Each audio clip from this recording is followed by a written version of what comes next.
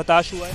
Yes sir, भी इसमें supervisor की वैकेंसी भी निकालनी चाहिए। इसमें एग्रीकल्चर की तो कोई वैकेंसी नहीं आई है, सिर्फ सफाई कर्मचारियों की वैकेंसी आई है, तो हमारी भी तो वैकेंसी निकाले ना। आपने कृषि पर्यवेक्षक के तौर पर अप्लाई किया हुआ था? सर मैंने पहले भी किया था और अब वैकेंसी आएंगी तो अब भी करेंगे। कब से आप इंतजार कर रहे हो इसके लिए? 1 साल से कर रहे हैं। 1 साल से। Yes sir. तो ये तमाम जो लोग हैं इनका मानना है कि 16 तारीख को जो बजट का रिप्लाई आना है तो उसमें उम्मीद लगाए बैठे हैं कि सरकार जब बजट का रिप्लाई करेगी, जब वित्त मंत्री जो कि खुद मुख्यमंत्री अशोक गहलोत हैं वो बजट का जब रिप्लाई करेंगे तो इसमें इनको कुछ राहत मिल सकती है। पर इनका मानना है फिलहाल जिस तरह से बजट जो सामने आया उससे ये लोग नाखुश हैं। इनका मानना है कि भर्तियां जिस तरह से 2 से 3 लाख ही कह रहे हैं कि खाली पड़े हैं सरकारी पद, कई विभाग खाली पड़े हैं, उन विभागों को भरने के लिए जो चेष्टा करनी चाहिए थी वो सरकार ने नहीं की। बार बार पेपर लीक के मामले सामने आ रहे थे, उससे पहले से ही दुखी चल रहे थे अभ्यर्थी, और जब ये उम्मीद लगाए बैठे थे, टकटकी लगाए बैठे थे कि सरकार वायदों को पूरा करेगी, सरकार भर्तियां निकालेगी, वो भर्तियां नहीं निकाली गई, जिससे ये लोग नाखुश हैं। क्या नाम है आपका? सर विजयपाल नाम है। हम हैं नर्सिंग भर्ती 2013 से, आज 10 साल हो गए। इसमें काउंसलिंग वगैरह सब करवा ली, लेकिन अब पूर्ववर्ती सरकार बीजेपी ने भी नहीं की, अब कांग्रेस की सरकार आ गई, उनसे आस है, लेकिन अभी तक तो हमारा कुछ नहीं हुआ है। हमारे साथ जैसे 22 गोदाम पे जो समझौता हुआ था वो, उसके बाद में लखनऊ समझौता हुआ था वो, उसमें अभी तो देखो मीठी गोलियां ही दे रही हैं, ना तो सरकार सुन रही है ना अधिकारी सुन रहे हैं। अब जाएँ तो जाएँ कहाँ जाएँ? इसलिए हम मांग करते हैं माननीय मुख्यमंत्री जी से कि हमारी नर्सिंग भर्ती 2013 कैसे भी करके इस बहनों को, इन भाइयों को ये सौगात दो। आप इस बजट में जो कल बजट में संशोधन होने वाला है 16 तारीख को, उसमें हमारी नर्सिंग भर्ती 2013 का भी रास्ता निकाल के इन बहनों को, इन भाइयों को न्याय करें। परीक्षा दे चुके हैं आप पहले? जी, परीक्षा दे चुके हैं, काउंसलिंग भी हो चुकी, लेकिन अभी तक ज्वाइनिंग नहीं है।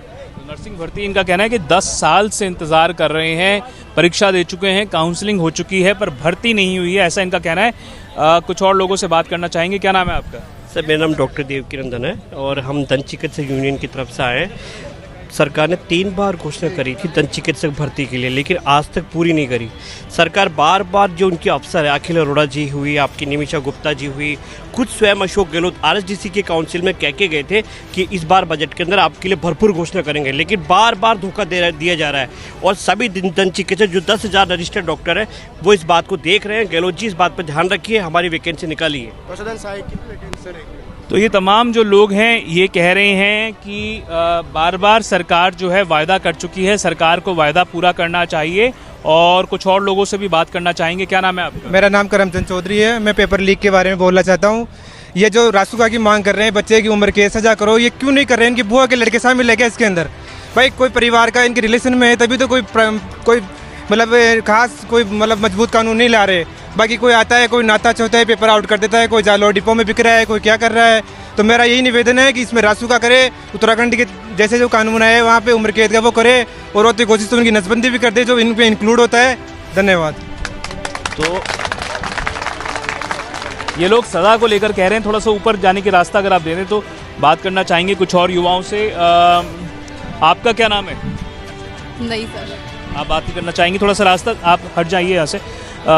यहाँ पर जो लोग आए हुए हैं, कई अभ्यर्थी हैं जो कि बात करना चाहते हैं। क्या नाम है आपका? मेरा नाम प्रमोद यादव है। मैं DLB में जो सैनिटरी इंस्पेक्टर की वैकेंसी है उसको लेकर के आया हूँ कि वो इस बजट में आने की पूरी संभावना थी, लेकिन इस बजट में भी वो नहीं आ पाई। तो हमारी यही मांग है कि वो वैकेंसी आए और वो मतलब कि उसमें डिप्लोमा को वो उन्होंने हटा के ग्रेजुएशन बेस कर दिया था, तो हम उसमें डिप्लोमा लागू करवाना चाहते हैं और डिप्लोमा के साथ में वो वैकेंसी आनी चाहिए। हज़ारों पद खाली है नगर पालिकाओं में, नई वैकेंसी नहीं जल्द से जल्द आनी चाहिए। क्या नाम है आपका? मेरा नाम विकास है। विकास कितने साल के हो आप? मेरी उम्र 26 साल हो गई है। मेरे को सैनिटरी इंस्पेक्टर का डिप्लोमा करे 2 साल हो गए, लेकिन 2 साल में DLB ने कोई वैकेंसी नहीं निकाली अभी तक। तो मैं सरकार से मांग करना चाहूँगा कि जल्दी से जल्दी सैनिटरी इंस्पेक्टर की वैकेंसी निकाले और जो रिक्त पद है उनको जल्दी जल्दी भरा जाए। हो चुकी है सैनिटरी इंस्पेक्टर की वैकेंसी नहीं है इधर अभी तक, तो मांग करना चाहेंगे कि जल्दी से जल्दी वैकेंसी निकाली जाए। लास्ट वैकेंसी इसकी 2015 के बाद में आई थी, उसके बाद में कोई वैकेंसी नहीं आई। तो गवर्नमेंट से हम यही अपील करना चाह रहे हैं कि जल्दी जल्दी वैकेंसी निकाली जाए इसकी और रिक्त पदों को भरा जाए जल्दी से। क्या नाम है आपका? मैं राकेश चौधरी।